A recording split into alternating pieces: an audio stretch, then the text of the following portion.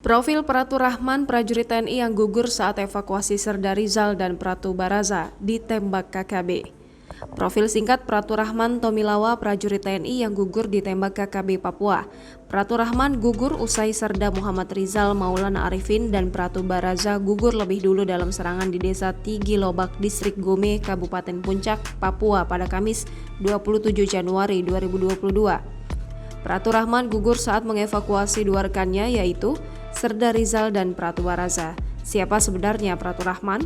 Pratu Rahman Tomilawa adalah prajurit pemberani yang juga berdinas di kesatuan yang sama dengan kedua rekannya yang gugur, Yonif Rider 408 Suhbrasta. Pratu Rahman Tomilawa berdinas di kesatuan yang bermarkas di Sragen. Lalu dia mendapatkan penugasan operasi di Papua. Yonif Rider 408 Suhbrasta yang merupakan batalion infanteri elit organik di bawah Kodam 4 di Ponegoro. Yonif Rider Mekanis 408 SBH sekarang berada di bawah komando langsung Korem 074 Waras Tratama yang berkedudukan di Jalan Sukawati, Kabupaten Sragen. Pratu Rahman Tomilawa berasal dari Maluku Tengah. Jenazahnya akan diterbangkan ke Maluku Tengah pada Jumat 28 Januari 2022. Dijadwalkan upacara pemakaman akan dipimpin oleh Pangdam 16 Patimura.